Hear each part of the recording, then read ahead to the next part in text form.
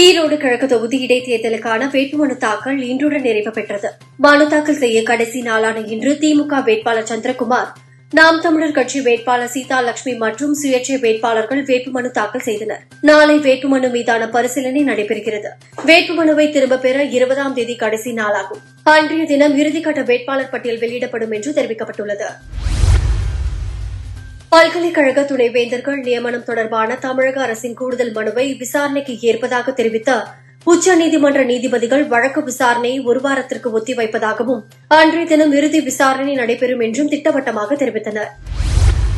குருமூர்த்தி அதிமுக பாஜக கூட்டணி சேர வேண்டும் என்றும் எடப்பாடிக்கு அரசியல் நோக்கம் இல்லை என்றும் குற்றம் சாட்டுகிறார். குருமூர்த்தி ஏற்கனவே என்கிட்ட பல தடவை வாங்கி கட்டிக் கொண்டார். குருமூர்த்தி வாயை அடக்கி வைத்துக் கொள்ள வேண்டும். பாஜகவுடன் கூட்டணி இல்லை என்பது கட்சியால் எடுக்கப்பட்ட முடிவு. சட்டமன்ற தேர்தலிலும் பாஜகவுடன் கூட்டணி இல்லை என்பதை தெளிவாக கூறுகிறோம் என அதிமுக முன்னாள் அமைச்சர் ஜெயக்குமார் தெரிவித்தார்.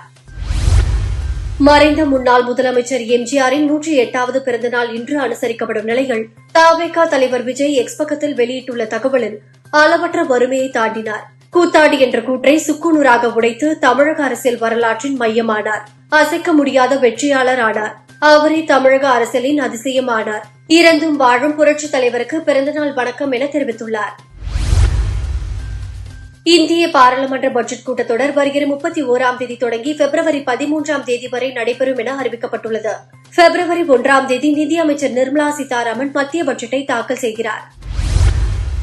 டெல்லி மாநில சட்டமன்ற தேர்தல் நடைபெற இருக்கும் 21,000 கர்ப்பிணி பெண்களுக்கு மாதந்தோறும் 2,500 ரூபாய் வழங்கப்படும் என பாஜக தேர்தல் அறிக்கையில் குறிப்பிட்டுள்ளது.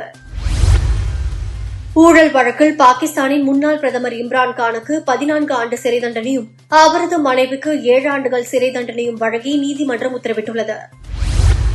ஆஸ்திரேலியா ஓபன் டென்னிஸில் பெண்கள் ஒற்றையர் பிரிவில் சபலென்கா டூனா வெக்ஸிஸ் 4வது சுற்றுக்கு முன்னேறியுள்ளனா். ஒலிம்பிக்கில் 2 வெண்கலப் பதக்கம் வென்ற மனு பாக்கர் மற்றும் உலக செஸ் சாம்பியன் பட்டம் வென்ற குகேஷ் ஜனாதிபதியிடமிருந்து கேல் ரத்னா விருதை பெற்றுக் கொண்டனா்.